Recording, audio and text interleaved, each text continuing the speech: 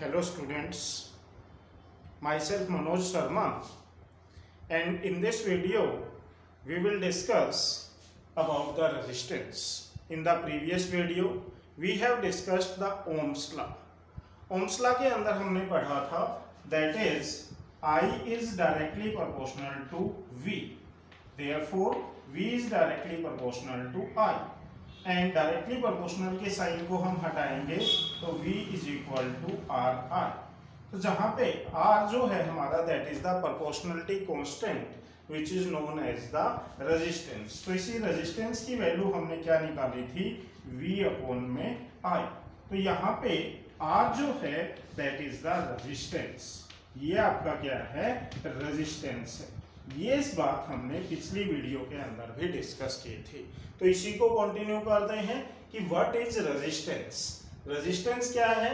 It is the property of the material by the virtue of which it opposes the flow of the electric current flowing through it. कि ये वो material की property है वो जिसके virtue का मतलब होता है गुण, जिसके गुण के कारण it opposes the flow of electric current, जो क्या करता है इलेक्ट्रिक करंट के फ्लो को ऑब्स्ट्रक्ट करने का काम करता है, इज कॉल्ड इट्स रेजिस्टेंस। वो उसका क्या कहलाता है रेजिस्टेंस कहलाता है। अगर आपका जो रेजिस्टेंस है वो ज्यादा है than the lesser will be the current and lesser the resistance higher is the current flowing through the conductor. कोई भी मेटल है अगर उसका रेजिस्टेंस कम है तो उसमें करंट है वो लार्ज अमाउंट में फ्लो होगा। अगर किसी मेटल का रेजिस्टेंस ज़्यादा है तो उसमें कम अमाउंट में करंट फ्लो होगा। तो ये हमारा क्या करता है रेजिस्टेंस के बारे में बताता है। या रेजिस्टेंस की आप एक शॉर्ट डेफिनेशन भी लिख सकते हैं, the obstacle produced by the conductor in the flow of electron is known as the resistance। उसे हम क्या कहेंगे रेजिस्टेंस कहेंगे।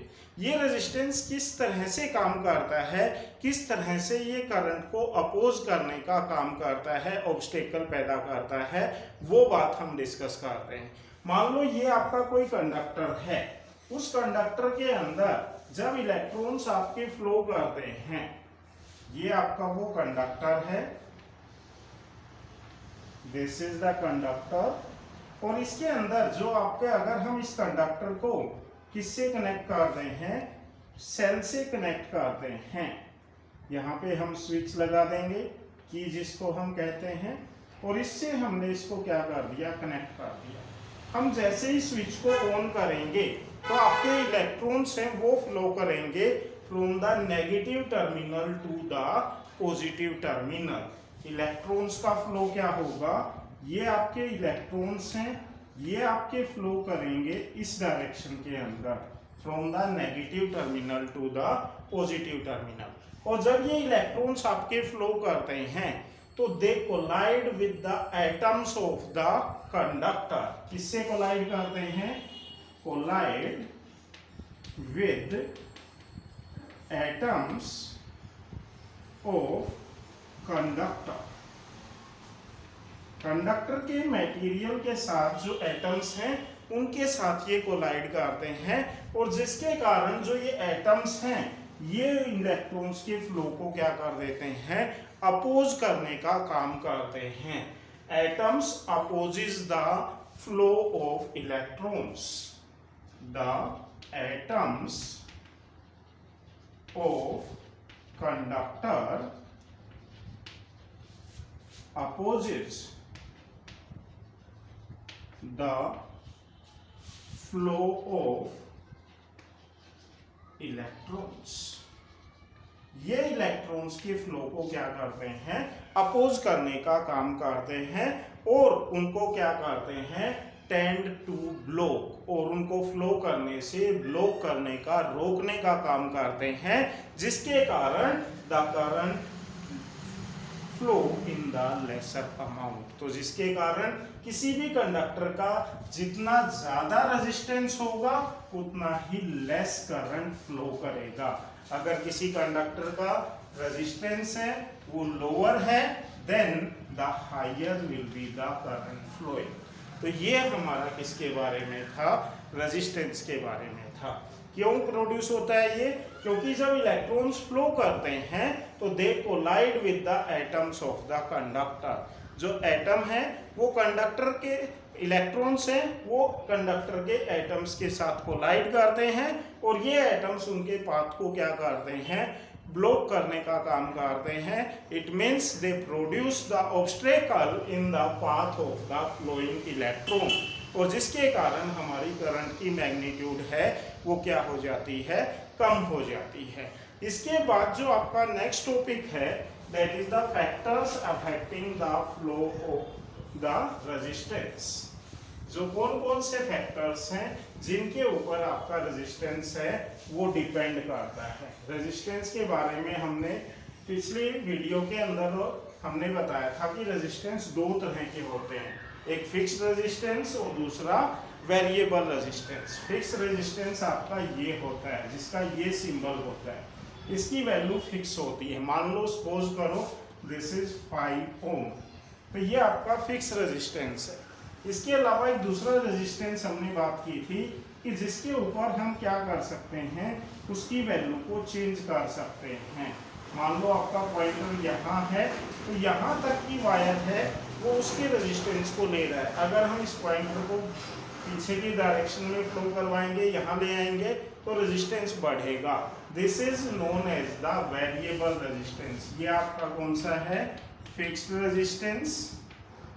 इसको हम फिक्स रेजिस्टेंस कहेंगे। जबकि ये किसका सिंबल है? That is variable resistance. या हम इसको क्या कह सकते हैं? It is called the rheostat. इसे हम रिहोस्टेट या वेरिएबल रेजिस्टेंस भी कह सकते हैं, जिसमें जो ये पॉइंटर है इसको हम स्लाइड करके आगे पीछे करके हम क्या कर सकते हैं? आपके रेजिस्टेंस की वैल्यू को इंक्रीज या डिक्रीज कर सकते हैं। ये दोनों ही हमारी लैब के अंदर अवेलेबल होते हैं। तो जब भी हम लैब में विजिट करेंगे तो इन दोनों रेजिस्टेंस को देखेंगे, फिक्स रेजिस्टेंस और वेरिएबल रेजिस्टेंस के बारे में। अब उसके बाद जो नेक्स्ट टॉपिक है आपका the factors on which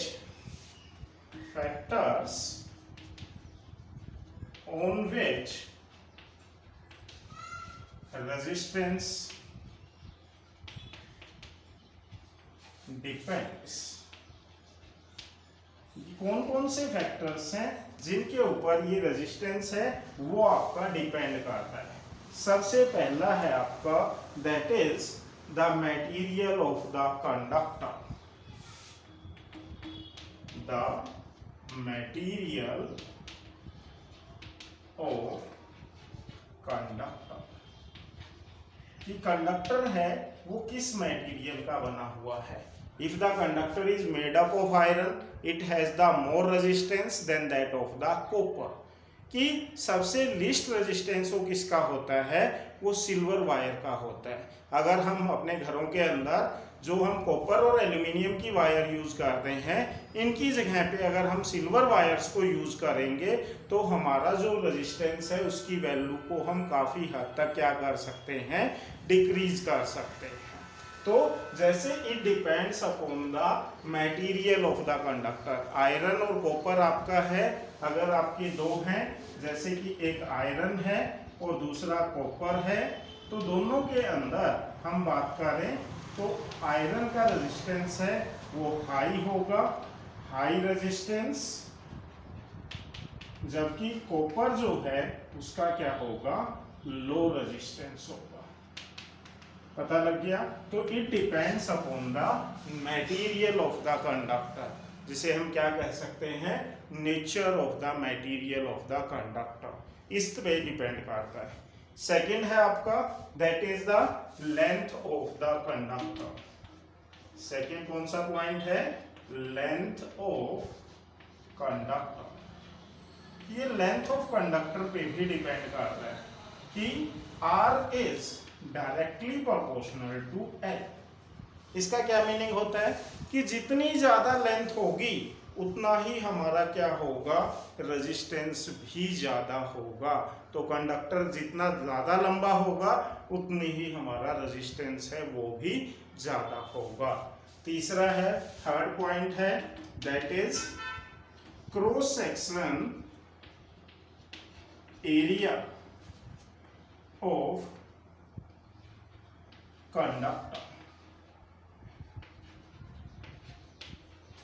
cross section area of conductor. Cross section area की हम बात करें तो क्रॉस सेक्शन एरिया का मतलब क्या है, R is inversely proportional to area, कि जितना ज्यादा एरिया होगा उतना ही रेजिस्टेंस क्या होगा, कम होगा।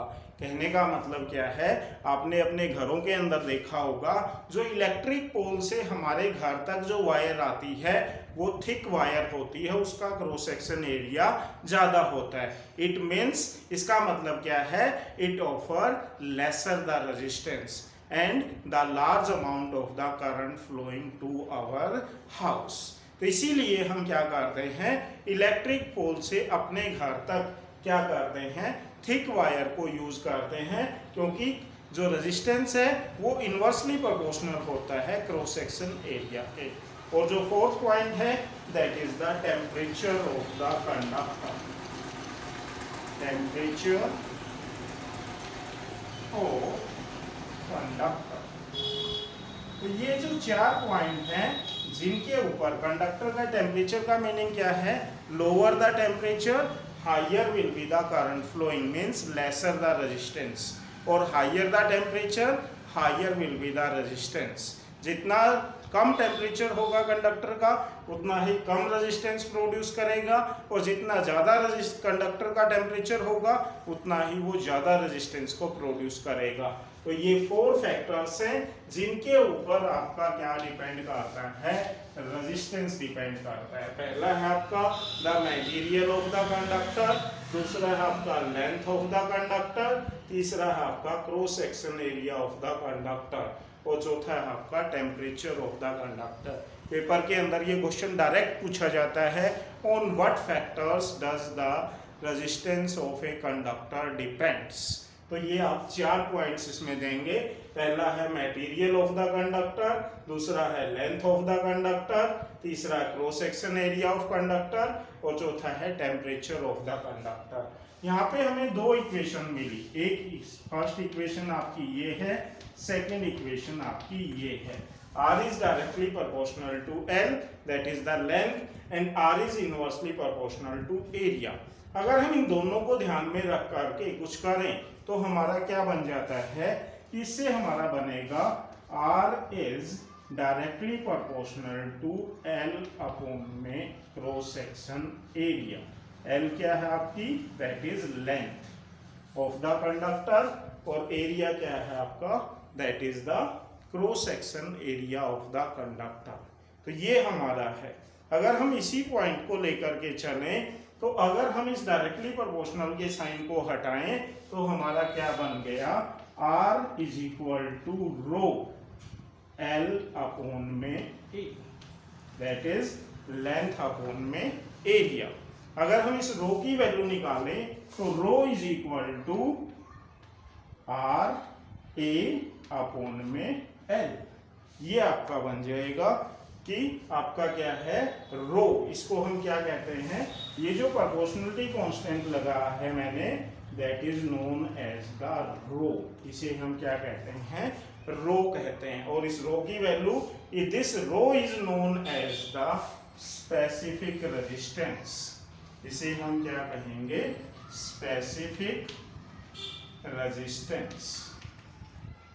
और या इसका दूसरा नाम क्या होता है, that is resistivity.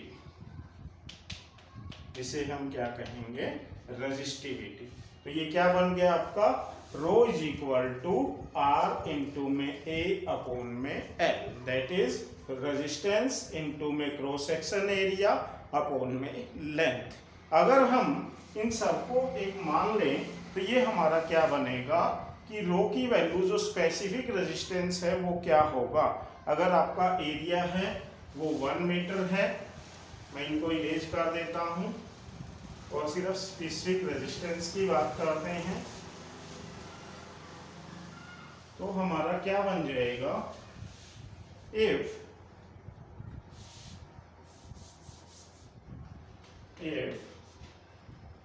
A is equal to 1 meter square and L is equal to 1 meter।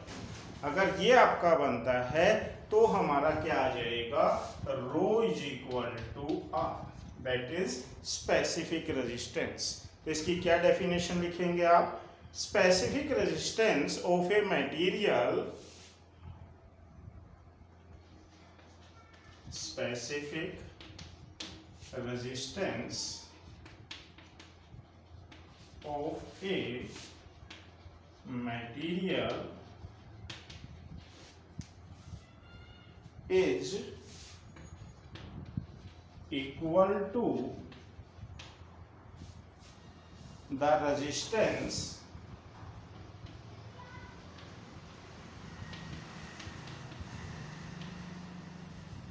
of a cube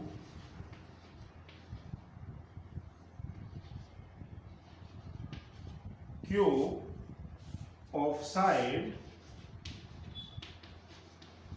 1 centimeter या 1 meter made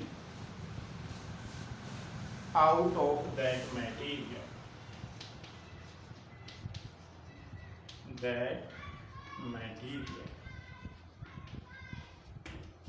means specific resistance of a material is equal to the resistance of a cube of side 1 meter। एक cube है जिसकी side 1 metre है, उसके equal होगा about that of that material. वो हमारा क्या कहलाएगा, स्पेसिफिक रेजिस्टेंस कहलाएगा।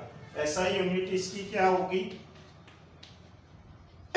जैसे रेजिस्टेंस की थी हमारी, रेजिस्टेंस की ओम थी, तो इसकी हमारी क्या बनेगी, that is ohm metre,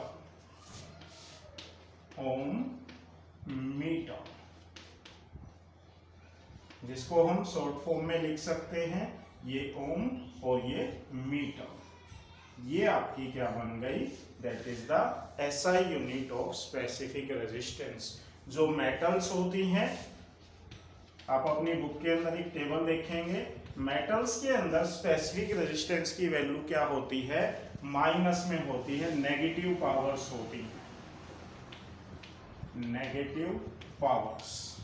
it means the metals have low specific resistance, जबकि जो नॉन मेटल्स होती हैं उनकी हम बात करें तो they have the positive values, उनकी क्या होती हैं, पॉजिटिव वैल्यूज होती हैं, पॉजिटिव पावर्स होती हैं। इट मीन्स जो मेटल्स है दे आर द कंडक्टर, ये आपकी क्या होती हैं, कंडक्टर होती हैं, और जबकि जो नॉन मेटल्स होती हैं दे आर द इंसुलेटर्स, वो आपकी क्या होती हैं, इंसुलेटर्स होते हैं। इसके अलावा एक बीच में भी आता है इन दोनों की कैटेगरी के अंदर, कंडक्टर और इंसुलेटर के बीच में, दैट इज सेमीकंडक्टर। सेमीकंडक्टर के अंदर हम किसको यूज करते हैं, बेसिकली सिलिकॉन और जर्मेनियम को यूज करते हैं। उनकी पावर्स भी आपकी क्या होती हैं, नेगेटिव में होती हैं, तो वो भी आपके क्या होते हैं, सेमीकंडक्टर्स के अंदर यूज किए जाते हैं। तो ये सारा हमारा किसके बारे में था, that is about the resistance and the specific resistivity या स्पेसिफिक रेजिस्टेंस के बारे में था। नेक्स्ट टॉपिक में हम बात करते हैं। नेक्स्ट टॉपिक है हमारा वेरिफिकेशन ऑफ ओम्स लॉ, कि जो ओम्स लॉ हमने पढ़ी थी, कि जिसमें हमने पढ़ा था कि current flowing through a conductor is directly proportional to the potential difference across its ends. तो उसको हमें वेरीफाई करना है। पेपर के अंदर ये क्वेश्चन कई बार आता है 3 मार्क्स के अंदर, verify the Ohm's law with the help of a graph. तो उसको हम ओम्स लॉ को किस तरह से वेरीफाई करेंगे, तो we need to show that V and I, V is the potential difference and I is the current, दोनों के बीच में हम एक ग्राफ को प्लॉट करेंगे for a conductor is a straight line। अगर वो ग्राफ आपका स्ट्रेट लाइन आता है तो हमारा क्या होगा कि ओम्स लॉ है वो वेरीफाइड हो जाएगा। इसके अंदर जो हम बात करें, ये आपकी करंट की डायरेक्शन है और ये आपके पोटेंशियल डिफरेंस की डायरेक्शन है। तो इस तरह से हम लैब के अंदर क्या करेंगे, ये आपका फर्स्ट प्रैक्टिकल भी है कि हम एक कंडक्टर लेंगे P एंड क्यू। ये P एंड क्यू आपका एक क्या है, कंडक्टर है, जिसको हमने इस सर्किट के अंदर कनेक्ट किया है। ये आपका एमीटर है जो करंट को मेजर करेगा। ये आपका पोटेंशियल डिफरेंस को मेजर करने के लिए वोल्टमीटर लगा रखा है। और ये आपकी करंट की डायरेक्शन है जो कि हम जानते हैं, that is from the positive terminal to the negative terminal of the cell. यहाँ पे हमने जो सोर्स लिया है, source of current, this is the battery, जो हमारी है बैटरी है। ये हमारी एक बैटरी वेरिएबल बैटरी है जिसके अंदर हम करंट की वैल्यू को क्या कर सकते हैं, चेंज कर सकते हैं।